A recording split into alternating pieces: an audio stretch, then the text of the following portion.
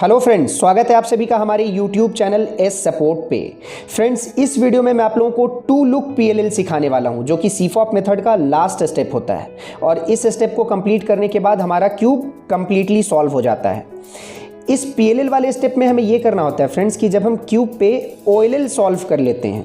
OLL solve करने का मतलब ये हुआ कि फर्स्ट टू लेयर्स को सॉल्व करने के बाद हमें थर्ड लेयर के टॉप पे सभी एज और कॉर्नर पीस में येलो कलर ऊपर लाना होता है। जैसा कि आपको इस क्यूब में दिख रहा है कि सभी एज और कॉर्नर पीस में येलो कलर ऊपर है, और सभी एज और कॉर्नर पीस में येलो कलर को ऊपर लाने वाले स्टेप को ही हम OLL बोलते हैं। जब हम OLL सॉल्व कर लेते हैं फ्रेंड्स, तो क्यूब ऊपर से तो सॉल्व दिखता है, लेकिन साइड से अगर आप देखेंगे ना, तो ये एज और कॉर्नर पीसेस जो हैं ये अपने अपने सही जगह पे परम्यूटेड नहीं होते हैं।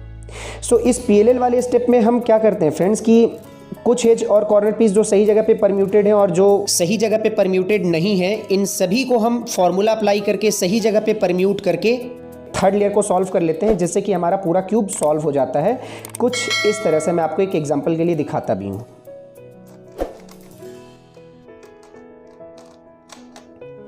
आपने देखा कि मैंने एक बार फॉर्मूला अप्लाई करके जो भी कॉर्नर और एज पीस सही जगह पे परम्यूटेड नहीं थे, मैंने उनको सही जगह पे परम्यूट करके PLL वाला स्टेप कंप्लीट कर लिया और हमारा थर्ड लेयर और पूरा क्यूब भी कंप्लीटली सॉल्व हो गया है।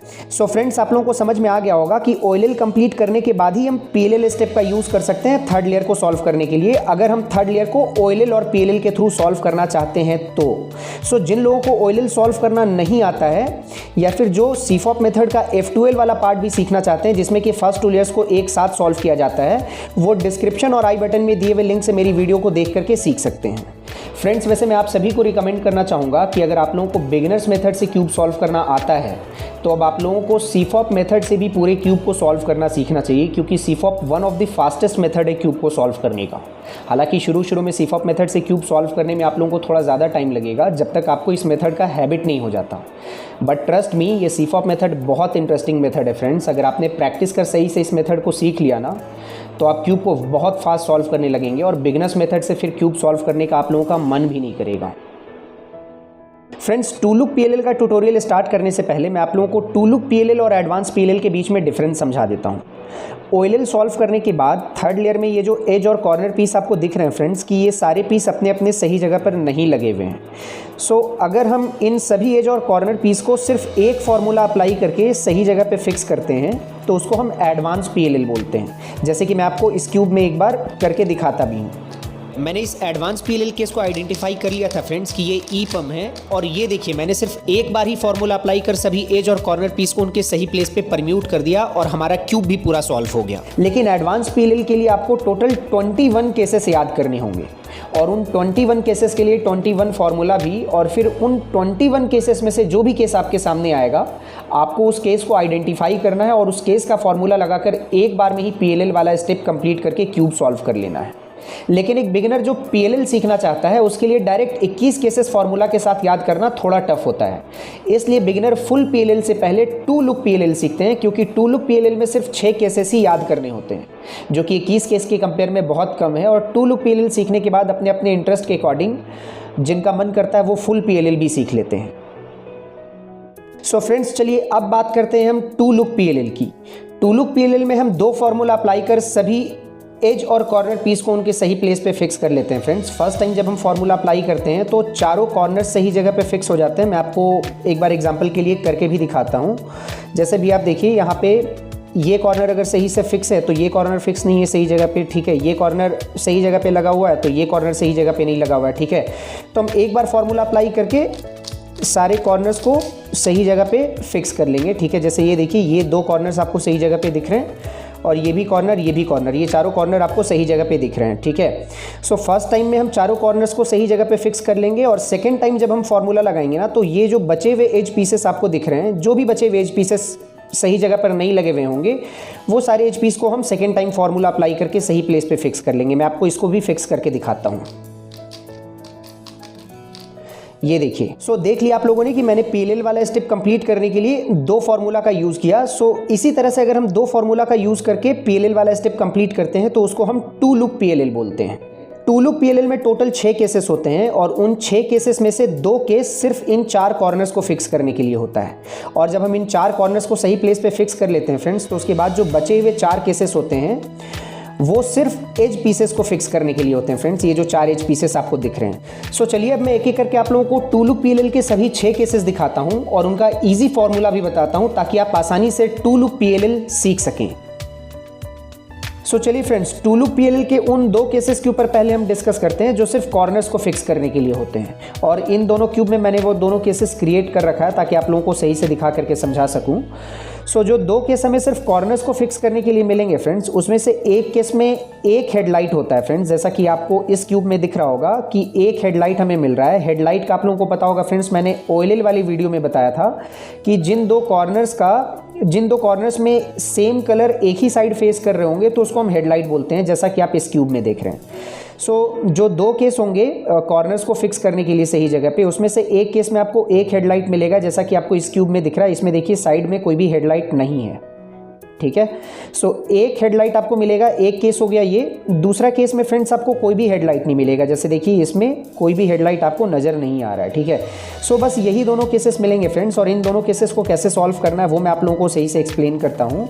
और कभी कभी ऐसा भी हो सकता है फ्रेंड्स कि आपका क्यूब जो है मतलब जो कॉर्नर्स हैं वो ऑलरेडी सही जगह पे आपको फिक्स मिले, ठीक है, जैसा कि आपको इस क्यूब में दिख रहा है। सो अगर कॉर्नर्स आपको OLL कंप्लीट करने के बाद कॉर्नर्स अगर आपको सही जगह पे फिक्स्ड मिलते हैं तो आपका कॉर्नर को फिक्स करने वाला स्टेप जो है वो स्किप हो जाएगा एक तरह से, ठीक है। फिर आपको सिर्फ एज पीस को फिक्स करने वाला फॉर्मूला अप्लाई करना होगा और आपको अपना PLL कंप्लीट करके क्यूब को सॉल्व करना होगा। सो इस केस को मैं साइड कर देता हूँ और इन दोनों केसेस को कैसे सॉल्व करना है वो मैं आपको समझाता हूँ फ्रेंड्स। सो चलिए फ्रेंड्स, पहले मैं आपको इस सिंगल हेडलाइट वाले केस को कैसे सॉल्व करना है वो बताता हूँ कि जब आपका OLL कंप्लीट करने के बाद आपको सिंगल हेडलाइट वाला केस मिलेगा, क्योंकि इसमें दूसरे साइड में हेडलाइट होता नहीं है, मैंने आप लोगों को पहले भी दिखाया था। और इस सिंगल हेडलाइट वाले केस को फ्रेंड्स वैसे हम एडजेसेंट कॉर्नर स्वैप के नेम से भी जानते हैं। एडजेसेंट कॉर्नर स्वैप में बेसिकली होता क्या है कि राइट साइड वाले जो दोनों कॉर्नर्स होते हैं ना, ये आपस में स्वैप कर जाते हैं। ये वाला कॉर्नर यहाँ पे चला जाता है और ये वाला कॉर्नर यहाँ पर आता है, ठीक है।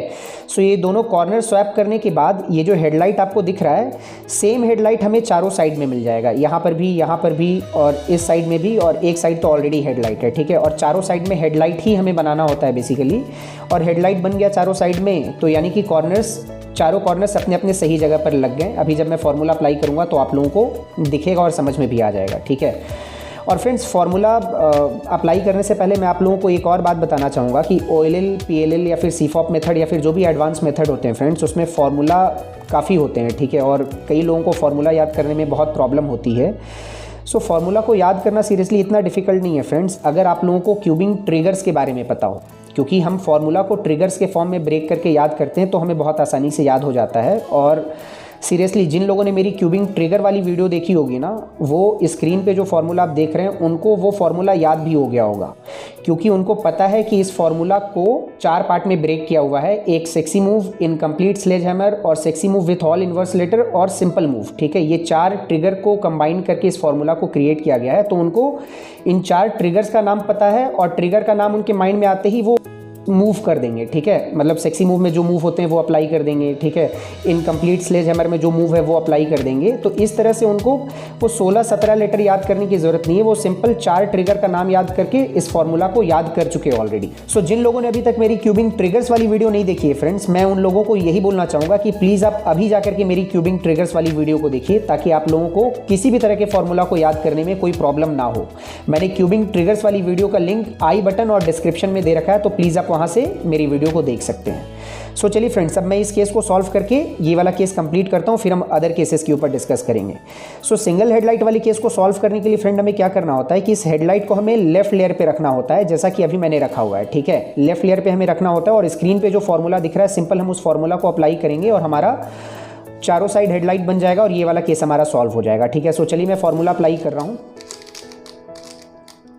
ये देखिए मैंने फॉर्मूला अप्लाई किया और चारों साइड में हेडलाइट मिल गया हमें।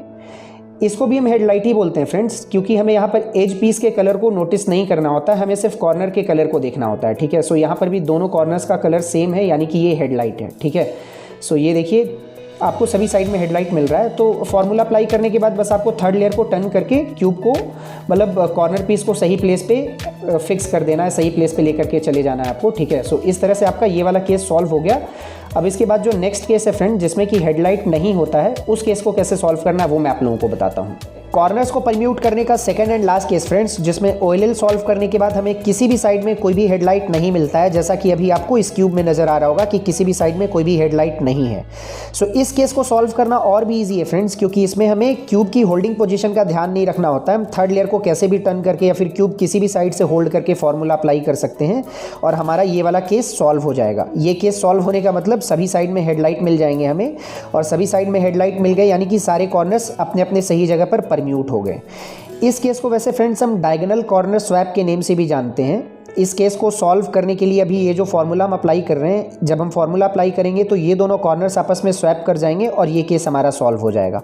अभी मैं फॉर्मूला अप्लाई करता हूँ और उसके बाद फिर ये केस जब सॉल्व होगा तो आप लोगों को समझ में आ जाएगा। अभी मैं जैसे दिखाता हूँ, जैसे ये देखिए, ये कॉर्नर अपने सही जगह पर है, ये भी कॉर्नर अपने सही जगह पर है, ये कॉर्नर जो है इसका सही प्लेस यहाँ पर है और इस कॉर्नर का सही प्लेस यहाँ पर है। सो मैं फॉर्मूला अप्लाई कर रहा हूँ, ये दोनों कॉर्नर्स डायगोनली स्वैप कर जाएंगे और हमारा ये वाला केस सॉल्व हो जाएगा। सो स्क्रीन पे जो फॉर्मूला दिख रहा है, मैं फॉर्मूला अप्लाई कर रहा हूँ friends, F R U inverse R inverse U inverse R U R inverse F inverse sexy move and sledge hammer. So ये देखिए, ये दोनों कॉर्नर्स डायगोनली स्वैप कर गए और सही जगह पर आ गए दोनों कॉर्नर्स, और सभी साइड में हेडलाइट मिल गया, यानी कि सारे के सारे कॉर्नर्स सही जगह पे परम्यूट हो गए। आपको दिख भी रहे होंगे फ्रेंड्स, ठीक है, कॉर्नर्स हमारा सही जगह पे परम्यूट हो गया।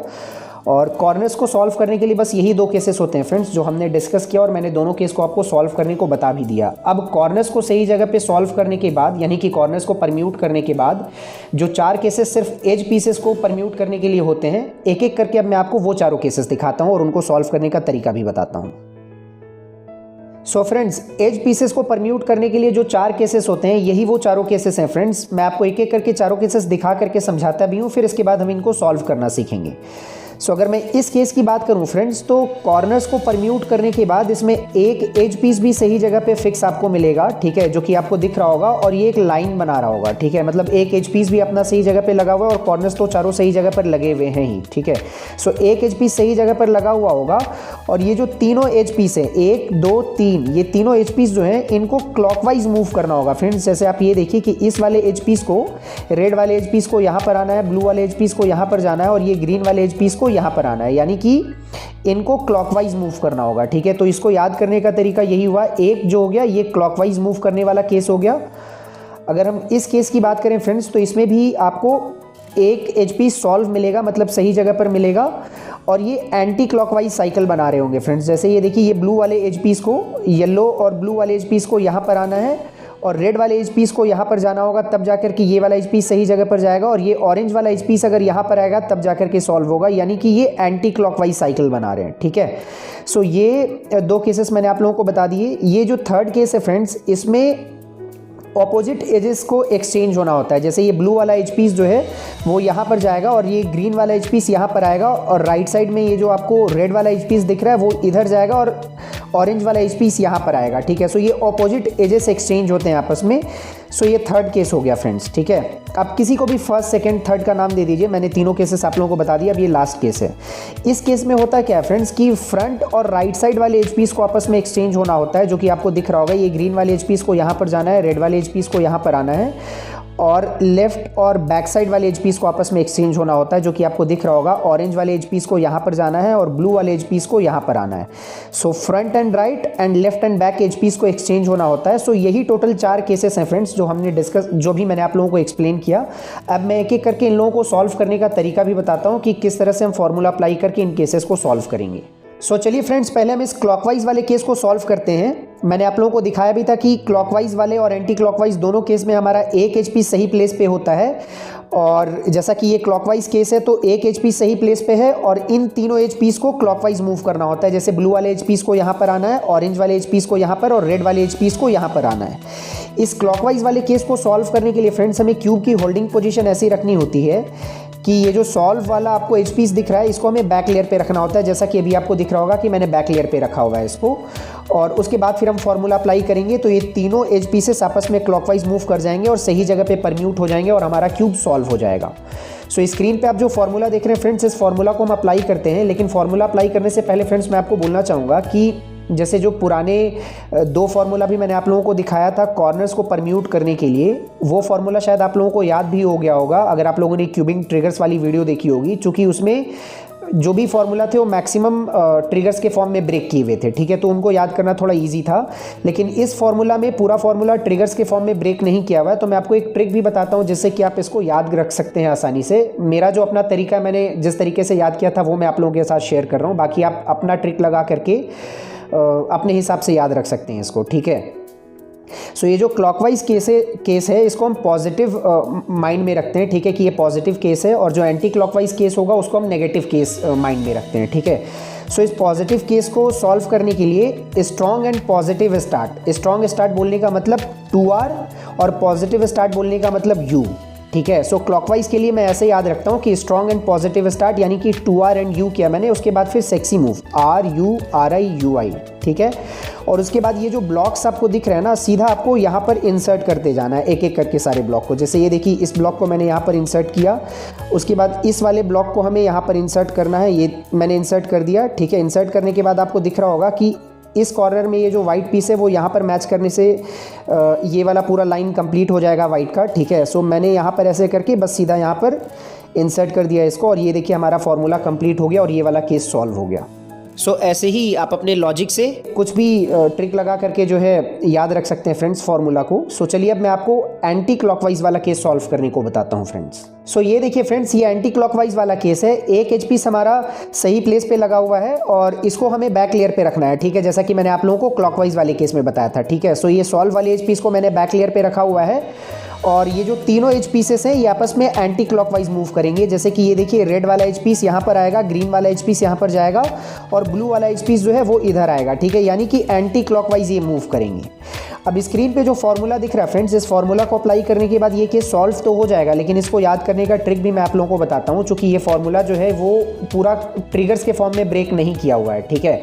सो जैसा कि मैंने क्लॉकवाइज वाले केस में आप लोगों को बताया था कि उसको हम पॉजिटिव केस रखते हैं माइंड में, और इस एंटी क्लॉकवाइज वाले केस को हम नेगेटिव केस एक तरह से काउंट करते हैं, ठीक है। सो इसको याद करने के लिए फ्रेंड्स हम ऐसा रखते हैं कि come strong and negative start. Come strong and negative start बोलने का मतलब ये हुआ कि हम क्लॉकवाइज में जैसे स्ट्रॉन्ग एंड पॉजिटिव स्टार्ट बोल रहे थे, यानी कि 2R, स्ट्रॉन्ग बोलने का मतलब 2R, पॉजिटिव स्टार्ट बोलने का मतलब U।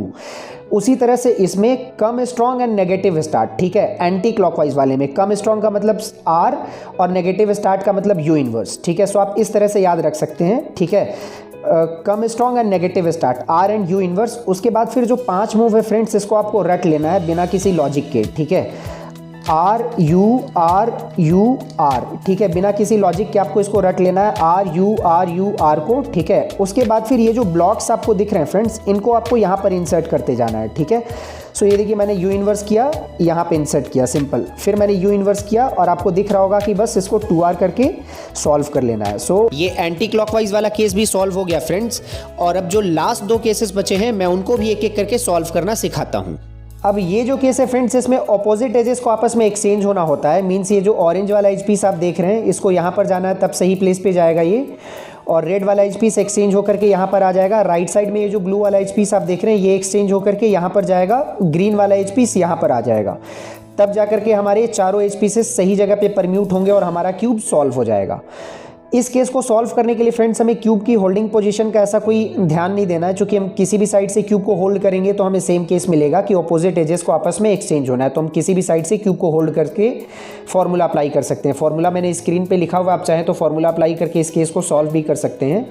लेकिन इस फॉर्मूला में फ्रेंड्स एक एम मूव भी है, और एम मूव का आप लोगों को पता होगा फ्रेंड्स कि इस मिडिल वाले लेयर को बोलते हैं, और ये एम इनवर्स है। एम इनवर्स जिस साइड R मूव करता है उसी साइड मिडिल वाले लेयर को टर्न करने का मतलब M इनवर्स होता है, यानी कि ऐसे, ठीक है। और इसमें 2M इनवर्स है फ्रेंड्स, तो हम इसको फास्ट मूव करने के लिए रिंग फिंगर और मिडिल फिंगर का यूज़ करते हैं कुछ इस तरह से फ्रेंड्स, एक बार में, ठीक है। मैं आपको दिखाता हूँ, ऐसे हम फास्ट टर्न करने के लिए रिंग फिंगर और मिडिल फिंगर का यूज़ करते हैं। तो आप प्रैक्टिस करेंगे तो आप लोगों का ये थोड़ा सा फास्ट हो जाएगा फ्रेंड्स, ठीक है। अब स्क्रीन पे जो फॉर्मूला दिख रहा है, इसको मैं आप लोगों को याद करने का एक ट्रिक भी बताता हूँ फ्रेंड्स। इस फॉर्मूला को याद करने का सबसे इजी तरीका ये है फ्रेंड्स कि अगर आप इसको ध्यान से देखेंगे तो फॉर्मूला में M मूव के बाद U मूव है, लगातार एक पैटर्न है फ्रेंड्स। मतलब 2M इनवर्स फिर U इनवर्स है, फिर 2M इनवर्स फिर 2U इनवर्स है। मतलब M मूव के बाद U मूव है, लगातार आप देख रहे होंगे, ठीक है। इसको अगर हम एक नंबर के फॉर्म में याद करेंगे ना फ्रेंड्स, तो हमारे लिए याद करना थोड़ा इजी हो जाएगा। नंबर के फॉर्म में बोलने का मतलब कि अगर हम इसको 21 22 21 कुछ इस तरह से याद करेंगे तो आप देखिए कितना आसानी से याद हो जाएगा। 21 22 21, ठीक है। 21 बोलने का मतलब ये हुआ कि जो पहला डिजिट है 21 का, उसमें जो 2 है, 2 बोलने का मतलब m मूव, यानी कि 2m इनवर्स हमें करना होगा। और जो दूसरा डिजिट है 21 का यानी कि 1, उसमें 1 बोलने का मतलब u मूव यानी कि u इनवर्स, ठीक है। सो 21 22 21 आप इसको इस तरीके से याद करेंगे तो बहुत आसानी से ये फॉर्मूला याद हो जाएगा। मैं भी आप लोगों को अप्लाई करके भी दिखाता हूँ। जैसे 21 बोलने का मतलब 21 में जो पहला डिजिट है यानी कि हमें m मूव करना है, तो 2m इनवर्स मैंने कर दिया। और फिर जो दूसरा डिजिट है 1 यानी कि u इन्वर्स कर दिया मैंने, ठीक है। तो 21 हो गया, फिर 22 यानी कि 2 बार ये और 2 टाइम्स ये, 21 22, अब फिर से 21 यानी कि 2 times m move, m inverse move और एक बार u इन्वर्स, ठीक है। सो अब आपको दिख रहा होगा कि ऑलमोस्ट सॉल्व कंडीशन में आ गया। लास्ट में आपको बस 2m इन्वर्स करके इस केस को सॉल्व कर लेना है। सो इस केस को याद करने का मतलब इस फॉर्मूला को याद करने का ये इजी तरीका है फ्रेंड्स। आप इस तरीके से इस फॉर्मूला को याद रख सकते हैं 21 22 21 के फॉर्म में, ठीक है। सो चलिए अब जो लास्ट केस बचा है फ्रेंड्स, उस केस को भी मैं आप लोगों को सॉल्व करना सिखाता हूँ। अब ये जो लास्ट केस है फ्रेंड्स, इसमें फ्रंट और राइट साइड वाले एज पीस को आपस में एक्सचेंज होना होता है और लेफ्ट और बैक साइड वाले एज पीस को आपस में एक्सचेंज होना होता है। आपको दिख भी रहा होगा कि ये जो फ्रंट पे ग्रीन कलर वाला एज पीस है इसको राइट साइड में जाना है और राइट साइड वाले एज पीस को सामने आना है, ठीक है, फ्रंट पे आना है। और लेफ्ट साइड में जो एज पीस आपको दिख रहा है ऑरेंज कलर वाला, इसको बैक साइड पे जाना है और बैक साइड वाले एज पीस को लेफ्ट साइड पे आना है, ठीक है। सो फ्रंट एंड राइट और लेफ्ट एंड बैक साइड वाले एज पीस को आपस में एक्सचेंज होना, और हमें क्यूब की होल्डिंग पोजीशन ऐसे ही रखनी है फ्रेंड्स कि जब हम फॉर्मूला अप्लाई कर रहे हो तो इन दोनों एज पीस को और इन दोनों एज पीस को आपस में एक्सचेंज होना हो। अगर हम ऐसे क्यूब को होल्ड करेंगे और फॉर्मूला अप्लाई करेंगे तो ये गलत होल्डिंग पोजीशन हो गया, क्योंकि इसमें देखिए इन दोनों एज पीस को मतलब फ्रंट और राइट साइड वाले एज पीस को एक्सचेंज नहीं होना है, तो ये गलत होल्डिंग पोजीशन हो गया। इसमें मैंने अभी जो होल्ड किया है इसमें इन दोनों एज पीस को एक्सचेंज होना है, फ्रंट और लेफ्ट साइड वाले को। तो हमें ऐसे होल्ड नहीं करना है, हमें ऐसा होल्ड करना है कि फ्रंट और राइट साइड वाले को एक्सचेंज होना है और लेफ्ट और बैक साइड वाले को एक्सचेंज होना होगा। हमें इस तरह से ही होल्ड करना है। और स्क्रीन पे जो फॉर्मूला दिख रहा है फ्रेंड्स, आप इस फॉर्मूला को अप्लाई करके ये वाले केस को सॉल्व कर सकते हैं। लेकिन इस फॉर्मूला को कैसे याद रखना है वो ट्रिक मैं आप लोगों को बताता हूँ फ्रेंड्स। इस फॉर्मूला को याद रखने का इजी तरीका ये है फ्रेंड्स कि अगर आप स्क्रीन पे ध्यान से देखेंगे तो मैंने फॉर्मूला को ब्रेक करके लिखा हुआ है जिस तरीके से मैंने याद किया है, ठीक है। अब मैं आप लोगों को जिस तरीके से ब्रेक किया मैंने, इसके पीछे लॉजिक क्या है ये मैं आप लोगों को एक्सप्लेन करता हूँ। अगर आप शुरू के 4 मूव को देखेंगे 2mu 2mu को, तो ये रिपीट कर रहे हैं सेम मूव 2mu 2mu, इसलिए मैंने इसको अलग से ब्रेक कर दिया। और इस रिपीटेटिव मूव के बाद एक m इनवर्स है, ठीक है। और उसके बाद के जो 3 मूव्स हैं 2u 2m 2u, तो ये भी एक सीरीज में मूव्स हैं फ्रेंड्स और 2 टाइम्स रिपीट कर रहे हैं, u मूव फिर m मूव फिर u, ठीक है। और ये 2 टाइम्स है मतलब 2u 2m 2u, तो इसको भी मैंने अलग से ब्रेक कर दिया। और इस सीरीज वाले मूव के बाद भी हमें एक बार m इनवर्स अप्लाई करना है। और जब हम m इनवर्स अप्लाई करेंगे ना तो लास्ट में हमें बाय डिफ़ॉल्ट दिख जाएगा कि हमें 2u अप्लाई करके इस केस को सॉल्व कर लेना है, ठीक है। जब मैं अभी फॉर्मूला अप्लाई करूँगा तो आप लोगों को दिखेगा और समझ में भी आ जाएगा। सो चलिए मैं इस फॉर्मूला को अप्लाई करके इस केस को सॉल्व करता हूँ। और इसमें फ्रेंड्स अगर आप देखेंगे ना तो 2m मूव है, ठीक है। 2m मूव बोलने का मतलब m मूव तो इधर होता है, m इनवर्स तो मैंने आप लोगों को इधर बताया था, ठीक है। लेकिन जब कोई भी मूव को हम 2 टाइम्स अप्लाई करते हैं ना, तो चाहे हम इधर से करें 2 टाइम्स या फिर इधर से करें, बात एक ही है। सो आप किसी भी साइड से कर सकते हैं, ठीक है। लेकिन जिस तरीके से हम फास्ट इस फॉर्मूला को एग्जीक्यूट कर सकते हैं मैं आपको वो तरीका बता रहा हूँ। और इसमें मैं u यहाँ से करूँगा, ठीक है, यहाँ से। सो चलिए मैं फॉर्मूला अप्लाई कर रहा हूँ फ्रेंड्स, 2m u ये मैंने अप्लाई किया और उसके बाद फिर m इनवर्स कर देना है, ठीक है, सीरीज वाले मूव के बाद। उसके बाद फिर क्या है 2u 2m 2u ये मैंने किया और फिर एक बार m इनवर्स मुझे कर देना है जैसा मैंने आप लोगों को बताया था। और लास्ट में देखिए आप कि दिख रहा है आप लोगों को कि 2u करने के बाद हमारा क्यूब सॉल्व हो जाएगा। सो इस तरीके से हमारा लास्ट वाला केस भी सॉल्व हो गया है फ्रेंड्स। कैसा लगा फ्रेंड्स आप लोगों को ये वीडियो, प्लीज़ मुझे मैसेज कर ज़रूर बताइएगा। स्पेशली एज पीसेस को परम्यूट करने के लिए जो चारों फार्मूला थे और उन चारों फार्मूला को याद करने का जो लॉजिक मैंने आप लोगों को बताया कि किस लॉजिक से आप फार्मूला याद रख सकते हैं, वो चारों फार्मूला, वो लॉजिक आपके काम आया या नहीं आया ये भी मुझे मैसेज कर ज़रूर बताइएगा फ्रेंड्स। और सीरियसली फ्रेंड्स अगर आप लोगों को ये वीडियो पसंद आया होगा तो प्लीज़ इस वीडियो को एक लाइक कर मेरे चैनल को सब्सक्राइब करना नहीं भूलिएगा। मिलता हूँ आपसे अपने अगले वीडियोज़ में, तब तक के लिए गुड बाय।